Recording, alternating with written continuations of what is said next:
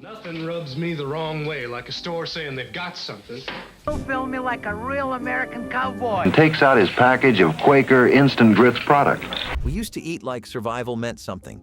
Open fire, cast iron, and flavors too bold for today's table. What did we lose when we stopped cooking the way the Wild West fed its soul? There is something wild, reckless, and a little bit terrifying about son-of-a-gun stew. This was not a dish with a recipe. It was a dare cooked over open fire. Cowboys did not ask what was in it. They just ate it, scraped the bowl clean, and moved on before they had time to think. The stew was born from desperation and the rule of the range: waste nothing. That meant everything went in: tongue, liver, heart, marrow, bones, kidneys. Every last edible part of the steer simmered down in a cast iron pot until it surrendered to flavor. And somehow it worked. It worked because these men knew how to tame a fire, knew how to season meat with little more than salt, pepper, and smoke. There are not many dishes that carry as much grit and guts as this one. You did not eat son-of-a-gun stew because you were hungry. You ate it because you were alive, and it was proof you still had your nerve. They did not bake biscuits. They scorched them in ashes and trusted the fire to tell them when they were ready. Chuckwagon biscuits were not like the golden fluffy kind you find at a drive-thru. These were tough, dense, dusty. But they were also the one thing that could survive a week-long trail ride without turning into a brick or crumbling into flour. Cowboys mixed them up at dawn: flour, lard, salt, maybe a splash of buttermilk if the cook was feeling generous, and they dropped them straight onto cast iron skillets buried in coals. No oven, no timer, just fire, iron, and instinct. What came out was smoky, dry, and just perfect for sopping up greasy beans or that morning's bacon grease. Sometimes the cow hands would wrap the dough in cloth and wedge it next to hot rocks in the fire pit. These biscuits were not soft, but neither were the people who baked them. And when you tore one open with blackened fingers, it tasted like grit, dust, and victory. You did not just fry a prairie hen. You hunted it, plucked it, gutted it, and prayed it did not come out tougher than your boots. Prairie hen and wild onion skillet fry was what you made when your rifle hit true and the weather stayed dry enough for kindling. The prairie hen was lean, sometimes scrawny, but it gave everything it had in the pan. The secret was the onions, wild ones, dug up by hand, their bulbs still muddy, their stalks sharp with heat. You would clean the bird, split it, and sear it flat in bacon drippings or lard, tossing in thick slices of wild onion until the pan hissed with steam and grease. The smell alone could pull a drifter in from 10 miles out. This was the kind of dish that needed your full attention and both hands. One mistake and you would burn it to cinders. You ate it straight from the skillet, on your knees in the dirt, fingers dripping. It was not pretty, but it was the closest thing to a feast on the open plains. Buffalo tallow was not just for lanterns or leatherwork, it was a frontier kitchen's secret weapon. When cowboys fried their corn cakes in buffalo fat, they were not just feeding themselves, they were paying respect to the beast that gave them warmth, meat, tools, and oil. The fat was rendered down slow and clean until it turned clear as gold, and then it hit the pan with a hiss so sharp it could wake the dead. Into that blazing heat went gritty cornmeal batter, sometimes mixed with buttermilk, sometimes just water and salt, depending on the day's luck. The edges crisped into lace, the center stayed soft and warm. But the flavor, earthy, wild, deep like wood smoke and prairie dust, came from that buffalo tallow. Cowboys would drizzle sorghum syrup over the top when they had it, that thick, dark sweetness cutting through the meatiness of the fry. It was sweet, salty, fried in the ghost of something mighty, and it stuck to your ribs like you had just eaten thunder. A real cowboy's sourdough starter did not live in a glass jar on a windowsill. It rode in a tin wrapped in cloth, buried in saddle packs, fed with flour and breath and time. That starter was a lifeline, passed down, guarded, grown like a secret. When campfire mornings hit with cold winds and stiff joints, the bedroll tin came out. A scoop of starter, some flour, water, salt, maybe a splash of molasses if you were lucky, and the batter was born. You poured it straight onto a greased skillet laid over firewood flames and watched it bubble and brown like a living thing. The cook would hand them out by the stack, slapping them into tin plates with a grunt, and nobody ever complained. Because out on the trail, a sourdough pancake meant you made it one more night, one more fire, one more morning. And if you had your bedroll tin, you had a reason to keep going. Railroad spike. Jerky was not made to be tender. It was made to last. The tougher the cut, the better it held up against heat, dust, and saddle sweat. They called it spike jerky because you could damn near break a tooth on it if you were not careful, and that was the whole point. Cowboys sliced meat thin, whatever they had, beef, buffalo, venison, and rubbed it down with salt, black pepper, and crushed sage leaves picked fresh from dry brush. Then they hung it near the fire, sometimes from iron nails hammered into wagon wheels, sometimes on stretched hide racks, letting the smoke do its slow magic. You kept it in your pocket, wrapped in cloth, a lifeline for the long ride. Jerky this hard was not a snack. It was fuel, protein packed into leather, and the slower you chewed, the more it gave back. When you bit into it under an open sky, dirt on your boots and sweat on your brow, you remembered what it felt like to earn every bite. No trout ever tasted sweeter than the ones caught at dawn and grilled over mesquite with leaves still wet from the riverbank. This was a meal born of patience and quiet, a cowboy kneeling in icy water, hands numb, waiting for the flick of silver in a shadowed stream. When the trout came, you did not waste time. You gutted it, cleaned it, and stuffed it with wild herbs if you had them. But the trick was in the wrap. Large riverbank leaves, pliable and green, folded the fish like parchment. You tied it shut with strips of grass and placed it right on a slab of hot rock over the fire. When the leaves crisped and darkened, it was done. The trout flaked apart with a fork or a stick, tender and fragrant and bright with smoke. There were no sides, no sauces, just fish, fire, and the wild morning air. It was not fancy, but it tasted like something pulled straight from the hand of the earth itself. Beans were not just beans on the trail. They were survival. Slow cooked in a cast iron pot buried half in the coals, stirred with a stick, and hardened by hours of dust and sun. Campfire beans with burnt molasses crust were the crown jewel of any night under the stars.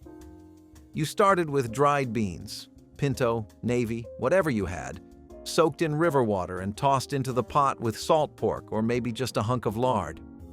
Then came the molasses. Thick, dark, bittersweet. Not a drizzle.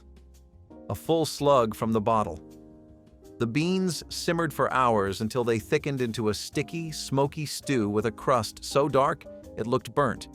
Because it was. But that was the whole point. That crust was gold. You cracked through it with your spoon, and underneath was pure comfort, soft, rich beans coated in a syrupy glaze of salt, smoke, and sugar. No one ever went to bed hungry when the beans came out right. They were sweet. They were heavy. They stuck to the bottom of your plate and the roof of your mouth.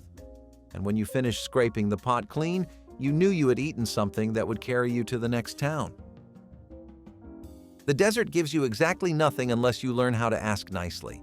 That is why cowboys learned to fry cactus. Skillet-fried cactus and lard-roasted garlic shoots was not born out of creativity. It was born out of bone-deep hunger. The prickly pear paddles had to be sliced and scraped, every thorn removed with care, the green flesh cut into thin strips and soaked in water to tame the bitterness. Garlic shoots were pulled from dusty soil, long and wiry, sharp with flavor. They were roasted in bacon fat or lard until they curled and browned like desert kindling. Then the cactus strips went in, sizzling and shrinking, softening into something halfway between a pepper and a green bean.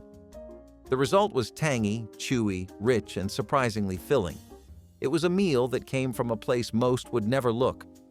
Cowboys ate it in silence, watching the fire dance, chewing slowly, grateful for the land's strange generosity. When you learn to make something beautiful out of something that wants to hurt you, you carry that with you. Every bite of cactus and garlic was proof. You knew how to survive where others saw nothing but sand. Apple leather was not candy. It was not pie. It was something in between, a trail snack pressed from desperation and wrapped in cloth like gold. Stagecoach trail apple leather rolls were what you made when apples were bruised, battered, and almost gone bad. You peeled them, cored them, and boiled them down to a thick, dark mush with sugar if you had it, or honey if you were lucky. Then you spread that hot mash thin on greased pans or sheets of tin and set them in the sun, sometimes on rocks, sometimes on wagon roofs.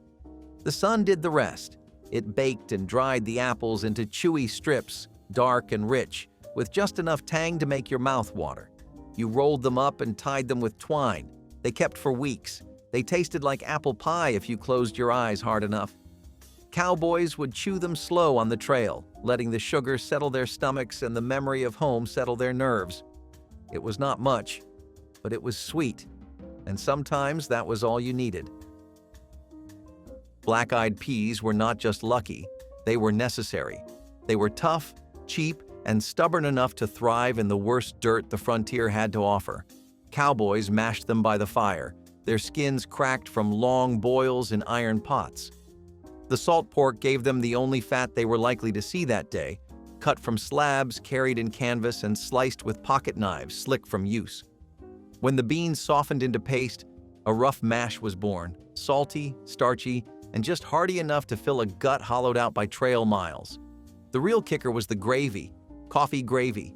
Yes, actual boiled coffee, thickened with bacon drippings and a scrap of flour if the cook was flush. Bitter, rich, and bracing like a slap to the jaw, it turned the mash into a dish that could wake the dead.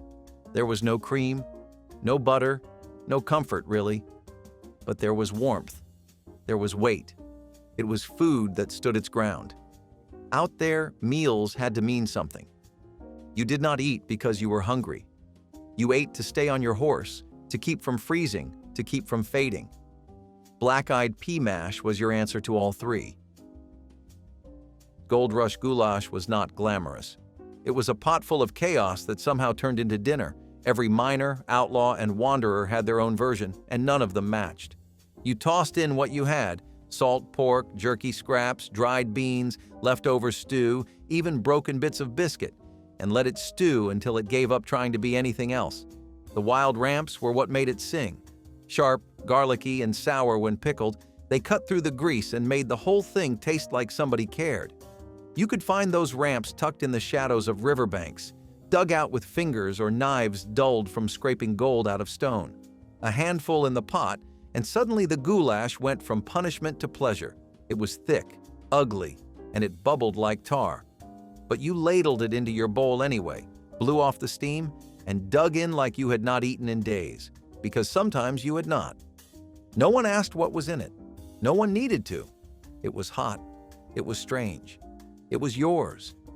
That was all that mattered when the world was mud, metal, and the promise of treasure that never came. Ash-roasted sweet potatoes were dug from the dirt and returned to it, blistering in the coals like buried treasure. No foil, no pans, just earth, ash, and time. You tossed them into the campfire at sundown and let them smolder while you worked, told stories, sharpened blades, or stared into the dark. When they came out hours later, their skins were scorched, flaky, almost black. But inside was gold. Soft, sweet, creamy flesh that steamed in the cold air, smelling like wood smoke and sugar. You split them open with bare hands, smeared on prairie butter if you had it. Prairie butter was not real butter. It was whipped fat, sometimes from cows, more often from pigs, salted, churned, and stored in tin. It melted fast, sank into every crevice of the sweet potato, and turned the whole thing into something better than dessert. You did not need a plate. You did not need company. You just needed that one hot bite after a day that took everything from you. It was the kind of food that reminded you the land could be kind, if only for a moment. And on nights when the wind cut through every layer, one hot potato could feel like mercy. Hardtack was not supposed to taste good. It was supposed to last. A cracker so hard you could snap a tooth trying to bite it. But cowboys knew how to make even punishment sweet. Hardtack crumble pudding was what happened when someone got clever with fire, berries, and a little courage. First, you smashed the hardtack with a rock because knives would not cut it. Then you soaked the crumbles in hot water until they softened, stirred in wild berries, blackberries, chokecherries, whatever grew along the trail, and added a splash of brandy if you had a flask hidden somewhere safe. The mixture bubbled in a pan set right in the coals, turning soft, thick, and deeply purple. You stirred it slow, watching the fruit bleed into the starch, smelling smoke and sweetness rise into the cold night. It was not pie, it was not cake, but it was dessert, and that made it sacred. You scooped it out with a spoon or just your fingers, and it tasted like something forbidden, something that belonged to a life with ovens, tablecloths, and family. For a few bites, you got to forget the dust in your mouth and the weight on your back. And that was worth everything. Rattlesnake does not taste like chicken. It tastes like survival. When you heard that dry rattle in the grass, your heart jumped, your hand went to your sidearm, and if you were fast or lucky, you ate that night. Pan-fried rattlesnake in cornmeal dust was not a dish you planned. It was a reward you earned. You skinned the snake with practiced hands, careful not to waste meat or cut too deep. You sliced the body into short, thick rounds and soaked them in buttermilk if you had it, river water if you did not.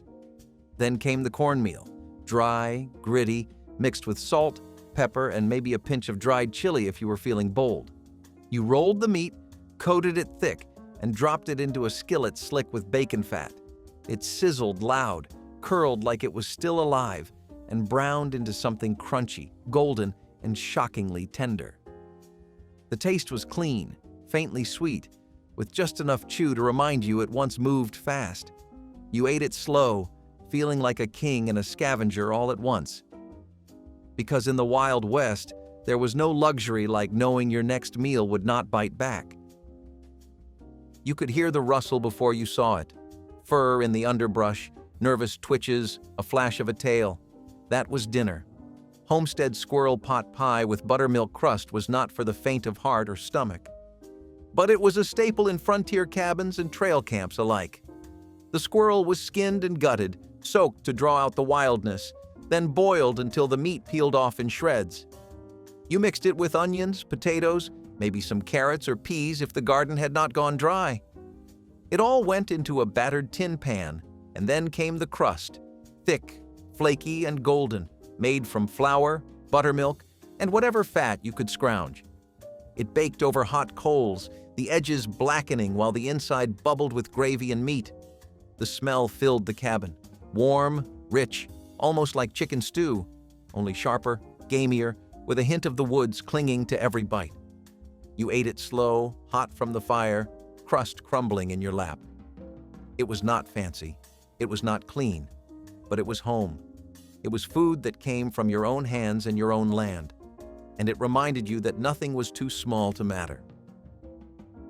Cornbread was not a side dish. It was the main event. On cattle drives, it filled more plates than steak, more bellies than beans.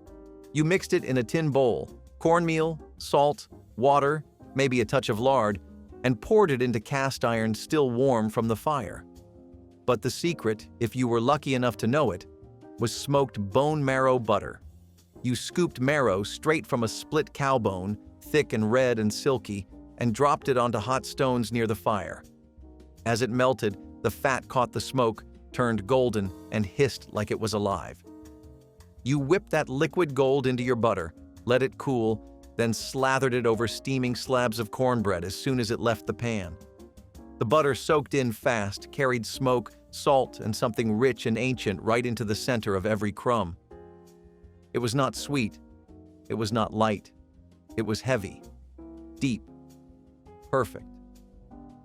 You ate it cross-legged by the fire, crumbs in your beard, silence all around, because a bite like that deserved reverence. On days when the beef was gone and the trail was cruel, cornbread and bone marrow reminded you that richness could still exist. Rainwater coffee was not a joke. It was real, and it hit like thunder. Cowboys caught it in canvas, in open pots, in cupped hands. They brewed it over fire with rough grounds, boiled until the bitterness burned clean through. But the cake? That was something else. Whiskey molasses cake was a sweet born of scraps, built in pans greased with bacon drippings and baked low until it sang. You mixed flour, eggs if you had them, molasses thick as tar, and a slug of whiskey. The good kind if you were celebrating, the bad kind if you were just surviving. The batter was dark, sticky, heavy like wet leather. It baked into a dense slab that smelled like danger and felt like comfort. The outside crisped to a bitter crust. The inside stayed soft, warm, spiced by smoke and sugar and burn. Rainwater coffee and whiskey molasses cake were not everyday food. It was bitter. It was sweet. And it reminded you that even the hardest days deserve a soft ending. Hominy was what you made when corn got stripped of everything but its soul, boiled with lye, rinsed and boiled again until it swelled into soft, pale pearls. Hominy grits were slow food, patience food, made in iron pots over embers, stirred with wooden spoons until they thickened into a creamy, grainy mash. But the bacon drippings, that was where the magic happened. A full spoonful, melted right in, gave the grits a slick, smoky depth you could not fake. And if you were lucky, a few crushed juniper berries tossed into the pot would lift the whole thing with a piney bite. Juniper was sharp, fragrant, almost medicinal. Cowboys gathered it wild, grinding the berries with stones, releasing the scent into their hands. That smell, wood, gin, wilderness, wrapped itself around the smoke and salt and grit. It was a meal that stayed with you long after your boots were back on and the saddle creaked beneath you. Oxtail was not for the impatient. It was the trail boss's cut, not because it was expensive, but because only someone with time, skill, and a full day of fire could make it edible. Oxtail and barley stew was a labor of faith. You browned the bones in fat, added onions, garlic, maybe a carrot or two if you found one not yet rotted, then covered it all in water and waited. Barley came next, chewy, nutty, the kind of grain that stayed solid through hours of boiling. The stew cooked low and slow, bubbling for half a day while the bones gave up their marrow and the barley soaked up everything else. The broth turned thick, dark, almost black, heavy with fat and flavor. It reminded you what could happen when you gave something the time it needed. Not just food, but life itself. You could chew that barley and feel the miles fall away. Because this was the stew that saw men through. Jerky was the language of the trail, simple, strong, and impossible to fake. Sun-dried tomato jerky was not about beef alone. It was about layering. The meat was sliced thin, salted like a sailor's tongue, and laid flat on wagon roofs or stretched canvas to catch the sun's slow fire. But the real surprise came when it was paired with a cheese spread made from whatever milk survived the week. Curdled, strained, churned with wild herbs, sage, thyme, or pennyroyal picked from the hillsides, and softened into something sharp and earthy. You spread it over hardtack or licked it straight from your knife and pressed a strip of jerky on top like a flag. The tomato in the jerky gave it tang, a sour, sweet brightness that cut through the smoke. Some foods wake you up, some make you remember. This one did both. And when the tin ran dry and the sun slid behind the hills, all you wanted was one more bite before the silence took hold. Redeye gravy was brewed like revenge, black, bitter, and not quite right without something already broken underneath. You made it from coffee. Not brewed, boiled, left to burn at the bottom of a tin pot until it smelled like wood smoke and fury. Then you poured in bacon grease or ham drippings, stirred it into a swirling, oily brew, and splashed it over cold, salted ham pulled from the last scrap of the smokehouse. The ham was tough, thin, sometimes gray, but the gravy gave it life again. Or something like it. It hit your mouth like gunpowder and lingered like a bad idea. Cowboys swore it sharpened their minds, made them see clearer, think faster. Maybe it was just the caffeine. You poured it over whatever was left and you ate it cold, standing, watching the wind move across the plains. Something you swallowed when nothing else would stick. And when it hit your gut, hot or not, it reminded you. The morning was yours, but it would not wait. Carrot soup sounds gentle, light. But not this one. This was campground carrot soup with bacon ash and cornmeal dust, and it bit back. It started with carrots roasted right in the coals, skin blackened, flesh blistered until it turned to sugar. You smashed them down into a pot of hot water, thickened it with whatever flour or meal you had, usually coarse cornmeal, and stirred until it bubbled like lava. But the bacon ash was the trick. You burned fat until it went brittle, scraped the char into flakes, and scattered them across the top. The cornmeal dust was tossed on last, raw and dry, just enough to soak up whatever moisture was left and give each bite a little crunch. That survival did not have to taste like surrender. You ate it fast, before it thickened too much to swallow. And after that last spoonful scraped the bottom of the pot, you sat back, wiped your face with your sleeve, and felt a heat in your chest that had nothing to do with kindness. Chili was not just meat and beans, it was reputation. It was pride. It was something you guarded, something you judged people for getting wrong. Iron pot chili with dried apples and wild chilies was the outlaw version, the kind that made your eyes water and your tongue wonder what kind of sin you just swallowed. The beef was rough, cut from shoulder or scrap, browned hard in a blackened pot set right in the fire. The chilies were foraged, dried, crushed into powder with the heel of a boot. Some were smoky, some were sweet, some burned like betrayal. The apples were the twist, dried thin, torn into strips, and thrown in last. When it was ready, you did not speak. You ladled it into your tin plate and let it burn your mouth. That was the whole point. It was not about comfort. It was about proving you could take it. And when the sweat hit your brow and the fire settled in your ribs, you knew you passed. Buffalo liver was a test, not just of skill but of will. You had to slice it thin, soak it to pull out the bitterness, then flash fry it hot and fast to keep it from turning to rubber. Onions helped, always. Caramelized in fat until they melted down into brown, sticky threads. But the kicker, the part that turned a trial into a triumph, was the whiskey reduction. You poured the whiskey into the hot pan, let it flare up like judgment, then simmered it down to a dark, syrupy glaze that clung to the meat and cut the metallic edge. Buffalo liver with whiskey onions did not ask for your approval. It asked for your respect. You chewed slow, wiped your mouth with your sleeve, and looked out at the land that had not once made it easy. And when the plate was clean, you nodded, because some meals do not comfort, they dare. And this one dared you to be grateful. Bread pudding was not a dessert, not out here, not when it was made with tallow, poured into a tin cup, and left to bake by firelight while coyotes howled just past the ridge. Tin cup tallow bread pudding was rich with scraps, stale biscuits, dried crusts, whatever bread you had. You tore it to pieces, soaked it in milk or water, added tallow for fat, sugar if you had any, and a pinch of salt to keep it honest. Then you stirred in wild mint, fresh if the season was kind, dried if it was not. The mint gave it breath, lifted it from heavy to haunting. It tasted like winter and fire and the memory of sweetness. Like something your mother might have made if she had lived out west and carried a revolver. It was not delicate. It was not soft. But it was kind in a way that mattered. And out there, kindness was the rarest flavor of all. Saddlebag soup was a myth until it was not. A stew made from what survived the ride. Black beans soaked in sun-warmed water, dried prunes that softened back to life, salt scraped from the bottom of a bag. You threw it all in a pot with hope and hunger and waited. The beans turned creamy, the prunes melted. Sweet met savory, and something strange happened.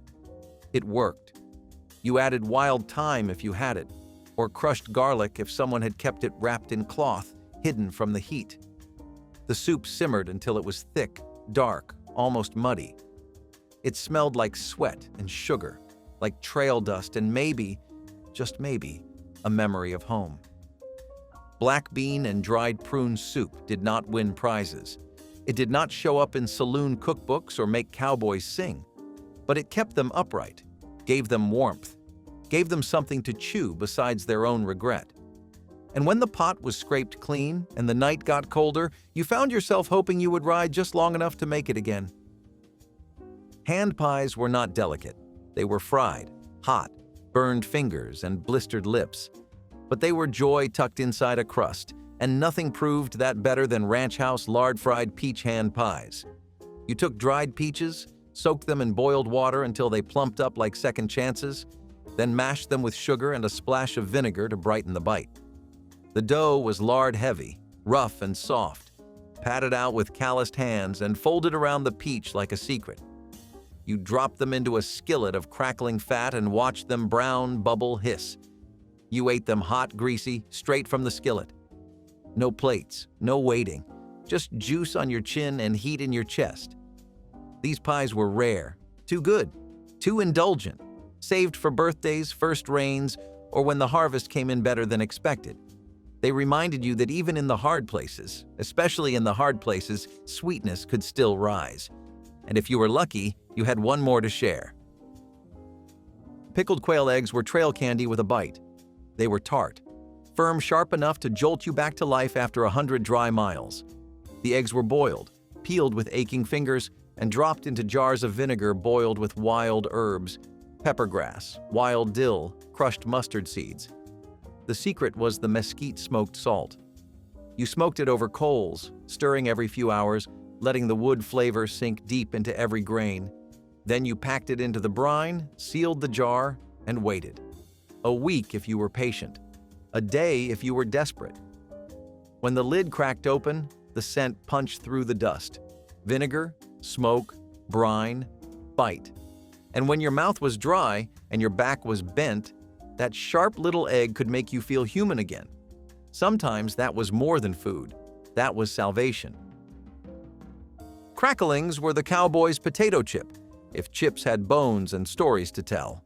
Made from pork skin rendered down in deep lard, they snapped between your teeth and left grease on your lips. But this was not just a snack. It was a base, a beginning. Mixed with chopped collards and a heavy hand of buttermilk, you rolled those cracklings into dumplings. Heavy, dense, golden. They boiled in salty broth, soaking up every drop of flavor until they swelled soft and greasy. The collards wilted into the dough, the buttermilk made it rich, and the cracklings? Cowboys ate them straight from the pot, slurping broth, tearing dumplings apart with their fingers. You finished your bowl, wiped your hands on your pants, and leaned back against the wagon wheel like you had just survived something. Maybe you had, because this dish did not care if you were ready. It came hot, loud, greasy, and absolutely unapologetic, just like the trail. Let's now move on to another controversial ingredient: candy made with vermilion. Vermilion, a vivid red pigment made from mercury sulfide, was once used in candy to create a bright, attractive color. It was particularly popular in jawbreakers and lozenges, where its intense red shade made the candy visually striking. However, the dangers of vermilion were well known, as mercury is a toxic heavy metal that can cause a range of health issues, including neurological damage and kidney failure. Despite the risks, manufacturers continued to use vermilion in candy for its vibrant color until the toxic effects became impossible to ignore. The use of mercury sulfide in food products was eventually banned, and candy makers were forced to find safer alternatives for coloring their products. Today, the use of mercury in food products is heavily regulated, and the bright red colors in candies come from non-toxic alternatives. The story of vermilion serves as a stark reminder of how safety standards have evolved in food production. Before pasteurized eggs became the standard, raw eggs were a common ingredient in homemade recipes, especially in rich, creamy dishes like eggnog and mayonnaise. It was just how things were done. Grandma didn't think twice about cracking a fresh egg straight into the blender to whip up a batch of silky mayo or stirring raw yolks into a holiday eggnog that packed as much punch as the bourbon inside it. It was tradition, and nobody questioned it until they had to. By the late 20th century, food safety experts started raising alarms about the growing risk of salmonella contamination. Unlike today's commercially pasteurized eggs, The ones sitting in a 1970s fridge came straight from the farm, sometimes with a little extra nature still on the shell. A contaminated egg here and there wasn't enough to stop the show, until outbreaks became harder to ignore. By the 1990s, regulations tightened, and pasteurized eggs became the safer choice. Despite the risks, plenty of old-school cooks still swear by the taste and texture of raw egg mayo and eggnog. Some argue pasteurization dulls the flavor, while others simply miss the thrill of living on the edge. In the heartland of 1980s America, church suppers and family reunions weren't complete without a bubbling tray of canned creamed corn casserole. A comfort dish through and through, it combined canned creamed corn, whole kernel corn, sour cream, Jiffy cornbread mix, and a stick of butter, because in the 80s, flavor came in bricks. Topped with cheddar or crushed crackers, it baked into a golden, gooey centerpiece that could feed a crowd on a shoestring budget. Creamed corn itself had been a pantry mainstay since the 1950s, popularized during wartime rationing and later cemented in the culinary canon through casserole culture. By the 1980s, it had become a go-to ingredient for households looking to stretch ingredients while still delivering on taste. But convenience had a hidden cost. The dish's reliance on canned vegetables brought with it growing concerns over BPA linings, excessive sodium, and preservatives like BHA and BHT, which later faced scrutiny from health watchdogs for their possible carcinogenic effects.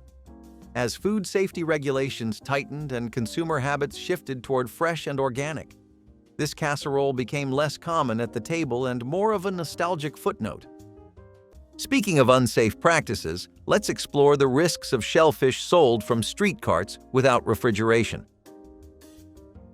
In many parts of the world, street vendors selling raw shellfish, such as oysters, were once a common sight, especially on hot summer days.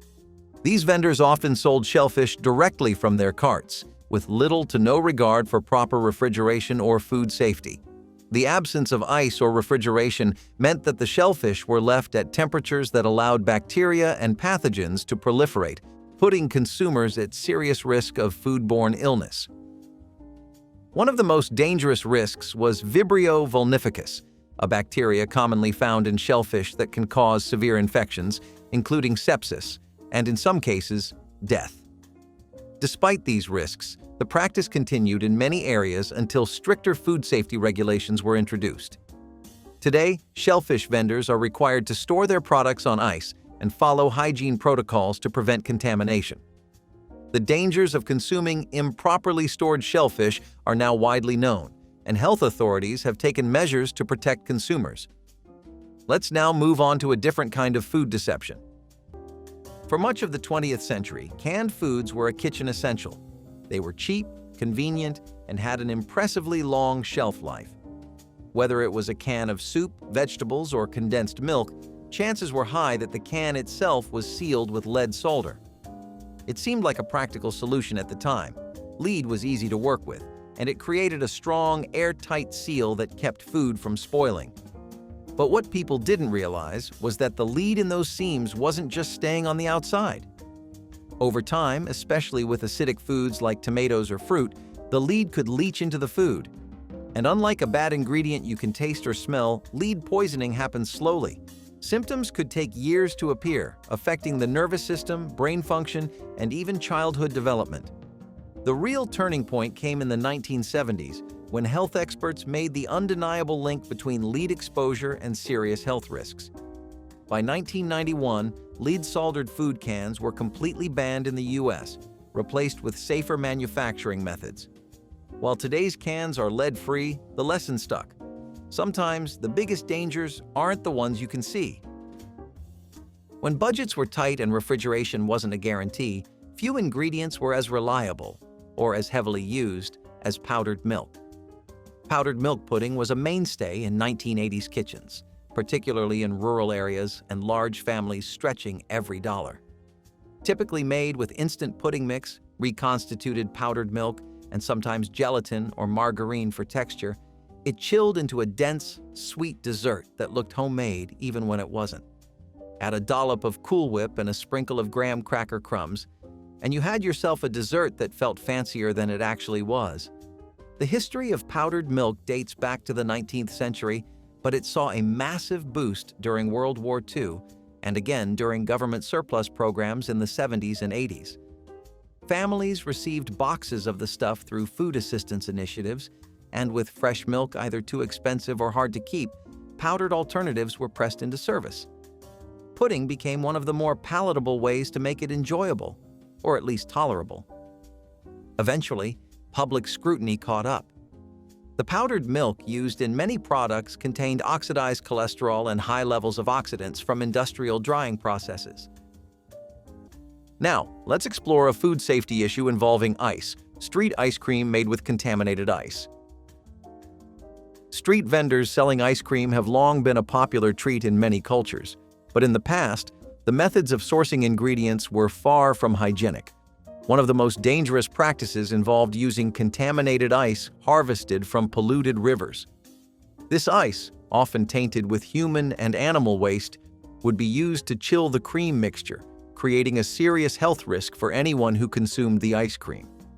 The contamination could lead to serious foodborne illnesses, as the bacteria and viruses from the waste could easily spread through the ice and into the ice cream. In many cases, vendors had little to no regard for food safety regulations, and as a result, these icy treats became a breeding ground for disease. But the history of contaminated street ice serves as a reminder of how far we've come in terms of food hygiene and safety. In the 1970s, grabbing a snack off the grocery shelf was simple. No long ingredient lists, no allergy warnings, just food in a package. If a product contained peanuts, dairy, or wheat, it was up to the consumer to figure it out. Those with food allergies had to play detective, carefully reading labels, if they even listed all the ingredients.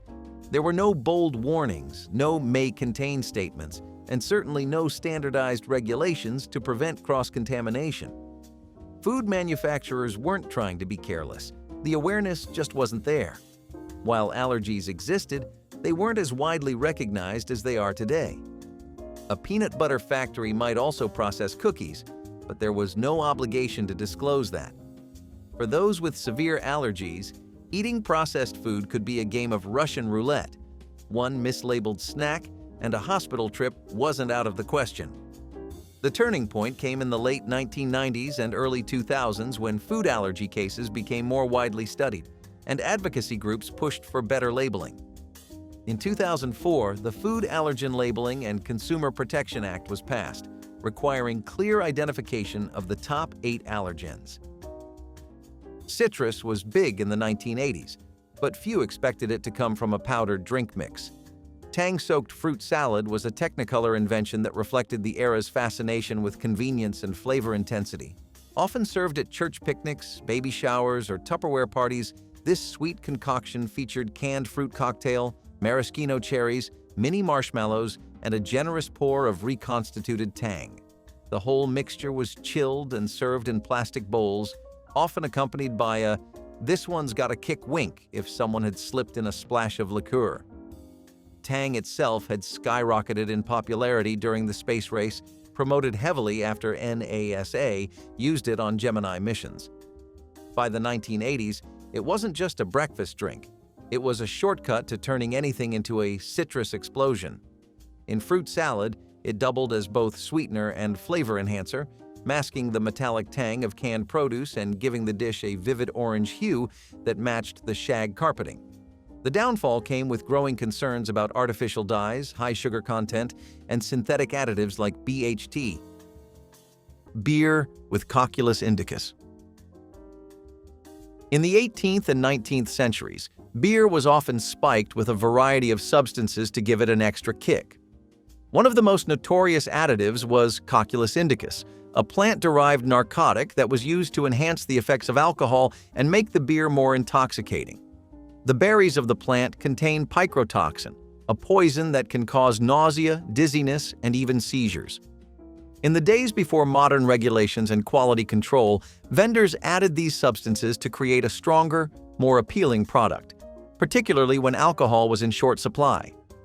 While the narcotic did indeed heighten the effects of the beer, it also posed a serious health risk, with some beer drinkers experiencing dangerous side effects. As understanding of food safety and toxicology advanced, Cocculus indicus was banned from use in beverages, and beer began to be produced with strict guidelines to ensure consumer safety. Today, the idea of spiking beer with narcotics is a thing of the past. By the 1970s, the diet food industry was booming. With calorie counting in full swing, people were looking for ways to satisfy their sweet tooth without the guilt. Saccharine became the answer. Found in everything from diet sodas to sugar-free desserts, it was a game changer. Hundreds of times sweeter than sugar, yet with none of the calories. It didn't taste exactly like sugar, but for those determined to stay slim, it was close enough. Saccharine had actually been around since the late 1800s, but it wasn't until the mid-20th century that it took over the diet market. People stirred it into their coffee, poured it over cereal, and downed it in soft drinks like Tab. It was everywhere, until scientists started raising concerns. In the early 1970s, studies linked saccharin to bladder cancer in lab rats, setting off alarm bells. The FDA responded by mandating warning labels on products containing the sweetener, effectively scaring off a lot of consumers. Despite the controversy, saccharine never fully disappeared. Later research suggested the rat studies didn't translate directly to humans, and by 2000, the cancer warning was removed. Today, it's still around, though it competes with newer artificial sweeteners. Back then, though, it was the diet craze's best friend. Until it wasn't. The microwave revolutionized kitchens in the 1980s, turning stovetop staples into push-button meals almost overnight. Among its most infamous success stories, microwaved bacon strips. Promising crispy results in minutes without the splatter or cleanup, this method quickly became a breakfast-time favorite. Pre-packaged in plastic trays or paper-lined pouches, these bacon slices were often partially cooked at the factory and simply zapped at home to finish. They were sold under names like Ready Bacon and became a fixture in office break rooms, dorms, and hurried households alike. Microwaved bacon wasn't just a novelty, it met a real need. With more women entering the workforce and less time for morning routines, convenience became king. Plus, bacon's long shelf life in its pre-cooked form meant fewer worries about spoilage. It wasn't gourmet, but it was fast, salty, and satisfying. But with that speed came issues. The process often involved additives like sodium nitrite and preservatives to stabilize the meat, along with packaging materials that later raised concerns when heated. By the late 90s, studies began linking microwave-safe plastics to potential hormone disruption and carcinogen release. Speaking of dangerous additives, let's look at another food product once tampered with. Milk adulterated with chalk or plaster dust. To increase profits, some unscrupulous milk vendors resorted to watering down their milk and adding fillers like chalk or plaster dust. These additives were cheap and plentiful, making them an easy way to bulk up the product without sacrificing too much on volume. Unfortunately, this practice left consumers with milk that was less nutritious and potentially harmful. Chalk and plaster dust might have increased the appearance of volume, but they offered no real nutritional value and posed serious health risks. These practices were part of a larger issue of food adulteration during a time when regulations were lax and consumers had little protection. Over time, stricter regulations and quality controls were put in place to ensure that milk and other food products met basic safety standards. Today, milk is carefully monitored to prevent such adulteration, but the history of these dangerous additives is a reminder of why food safety is so crucial. Bright red candies, cherry-flavored snacks, and even some holiday treats in the 1970s owed their bold color to a single ingredient: Redeye No. 2. It was everywhere, from gumballs to cake frostings, giving sweets that signature vibrant hue that made them impossible to resist. At the time, artificial dyes were a standard part of food production, helping manufacturers make their products more visually appealing. After all, who wanted a dull pink candy when you could have a deep, fiery red one? The problem? Red dye. Number 2 wasn't as harmless as it looked. By the mid-1970s, scientific studies linked it to potential health risks, including concerns over carcinogenic effects. When Soviet researchers published findings suggesting a connection to cancer in lab rats, the US had no choice but to take a second look. Public concern mounted, and in 1976, the FDA banned the dye, triggering a nationwide panic. Some candy makers scrambled to find alternatives, while others simply pulled their red products from shelves altogether, resulting in the infamous disappearance of red M&Ms, even though they didn't actually contain the dye. Today, red dye number 2 is a thing of the past, but artificial food colorings are still debated. Nothing said tropical flair quite like deep-fried pork and fruit in the 1980s, and Spam and pineapple fritters were the undisputed king of that salty sweet kingdom. A product of post-war innovation and island-themed dinner parties, this dish featured thick slices of Spam and pineapple rings, battered and fried until golden and crisp. It was a mashup of mid-century ration culture and mid-Pacific imagination. Hawaiian shirts were optional, but heavily encouraged. Spam itself rose to prominence during World War II as a shelf-stable protein, and by the 1980s it had fully integrated into the American pantry. Pairing it with pineapple, another canned staple, gave families a quick, affordable dish with minimal prep and maximum crowd appeal. Served with a glaze or dipped in sweet and sour sauce, it was popular in both home kitchens and cafeterias. But time wasn't kind to the fritter. Spam, with its high levels of sodium, preservatives like sodium nitrite and saturated fat, became a target during the cholesterol-conscious wave of the late 90s. Speaking of unsafe practices, let's look at another toxic ingredient, lard mixed with borax. Lard, a staple fat in cooking for centuries, was often used to preserve foods and add texture, especially in baked goods. However, to prolong its shelf life and improve its appearance, vendors would mix lard with borax, a chemical compound known for its preservative properties. While borax helped make the lard last longer and look cleaner, it was also highly toxic. Borax, when ingested, can lead to a range of health issues, from gastrointestinal distress to more severe symptoms like kidney damage and reproductive issues. Back in the day, consumers were unaware of the potential dangers of borax in food products. As awareness of food safety grew, the practice was banned, and the use of borax in food was regulated strictly. Now, let's talk about a product that once provided comfort to parents but was incredibly dangerous. A crisp autumn day in the 1970s wasn't complete without a trip to the local farm stand. Fresh apples, homemade pies, and of course, a jug of unpasteurized apple cider, cloudy, rich, and straight from the press. It was a seasonal tradition, the kind of drink you poured into a glass and sipped cold, or warmed up on the stove with a cinnamon stick. No labels, no expiration dates, just fresh pressed fruit in its purest form. For generations, farm-fresh juices were a staple, especially in rural areas where people trusted their local orchards. The juice was made by simply crushing fruit and collecting the liquid. No heat treatment, no extra processing, and because it wasn't filtered, it had that distinct, pulpy texture that store-bought juice just couldn't match. But as food safety research advanced, so did concerns over harmful bacteria like E. coli and Salmonella. Unpasteurized juice, while natural, carried risks, especially for children and the elderly. By the 1990s, regulations tightened, requiring warning labels and, in many cases, pasteurization for commercial sale. While you can still find raw cider at some farm stands, it often comes with a disclaimer. Wasting food wasn't an option in many households during the 1980s, especially in rural America or among first-generation immigrant families where traditions ran deep and frugality was second nature.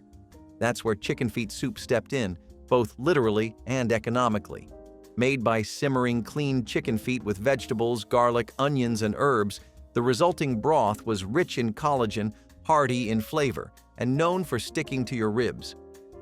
The feet, despite their unsettling appearance, broke down during cooking and gave the soup a silky, almost gelatinous texture prized in many cultures for its health benefits. Historically, chicken feet have been used in soups and stocks around the world, from China to the American South, as a way to stretch every part of the bird. By the 1980s, Home cooks who knew their way around a cleaver could find them cheaply at butchers or local markets. But despite their thriftiness, they didn't survive the decades unscathed. Concerns grew over foodborne pathogens, improper processing, and sanitation at poultry plants, particularly with parts like feet, which were difficult to clean thoroughly without strict controls. Regulations didn't ban the dish itself, but USDA oversight increased, and mainstream supermarkets gradually stopped stocking them. Speaking of harmful substances, let's explore another dangerous preservative used in food: sausages preserved in formaldehyde. In the past, preservation methods were often as concerning as they were convenient. One of the most shocking methods involved the use of formaldehyde to preserve sausages. The chemical, known for its use as an embalming agent, was used to keep sausages fresh longer. While it prevented spoilage, it also introduced a deadly risk. Consuming even small amounts of formaldehyde can cause serious harm, including respiratory problems, liver damage, and even cancer with long-term exposure. The use of formaldehyde in food preservation would make today's USDA regulations shudder, but back then, it was just a common practice. Back in the 1960s and 70s, diet sodas were all the rage. Companies were racing to deliver sugar-free drinks that actually tasted good, and one of their secret weapons was cyclamate. Found in brands like Tab and Diet Pepsi, this artificial sweetener was 30 to 50 times sweeter than sugar, meaning just a tiny amount could make a soda taste refreshingly sweet without the calories. It was cheap too, making it a favorite for manufacturers eager to cash in on the booming diet craze. Cyclamate-sweetened drinks were practically a lifestyle. People who wanted to cut calories but still enjoy a fizzy treat stocked their fridges with them. You'd see slim cans of Diet Right or No Cal sitting next to casseroles and TV dinners, ready to be cracked open with a satisfying hiss. It was the go-to drink for weight-conscious Americans, and many swore it tasted better than the saccharine-based alternatives. But by 1969, the party was over. After studies linked cyclamate to bladder cancer in lab rats, the FDA swiftly banned it. The science was debated for years. Many argued the amounts tested were excessive, but the ban stayed. As the microwave took over American kitchens, no item better defined dinnertime efficiency than the iconic TV dinner tray. Chief among its offerings was frozen Salisbury steak, a meat patty swimming in brown gravy, flanked by instant mashed potatoes and a side of overly enthusiastic peas. Introduced as part of the post-war convenience food boom and cemented in pop culture through endless advertising, it was marketed as both modern and comforting. Just peel the film, heat for a few minutes, and dinner was served, preferably in front of a wood-paneled zenith. Salisbury steak itself wasn't new. Created during the late 19th century as a health food by Dr. J.H. Salisbury, the dish had morphed into a budget-friendly standby by the 1980s. What landed in freezer aisles, however, often bore little resemblance to its ground beef origins. Many versions contained textured vegetable protein fillers, artificial flavor enhancers like MSG, and meat from mixed animal sources, all bound together with binding agents that required more chemistry than cuisine. Problems emerged as food safety standards evolved. Reports of listeria outbreaks in improperly stored frozen meals, alongside the rise in public concern over sodium, fat content, and synthetic additives, led to tighter FDA scrutiny. Next, let's dive into a food practice that used to be common for color: pickles soaked in copper sulfate for color.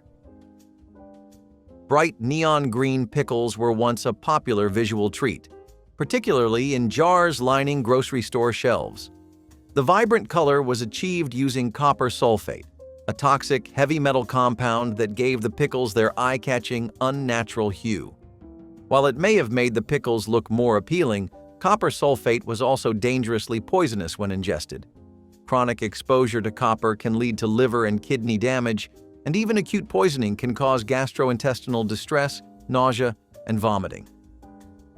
Despite the health risks, the practice of using copper sulfate in food was once widespread, especially in pickles and other preserved vegetables.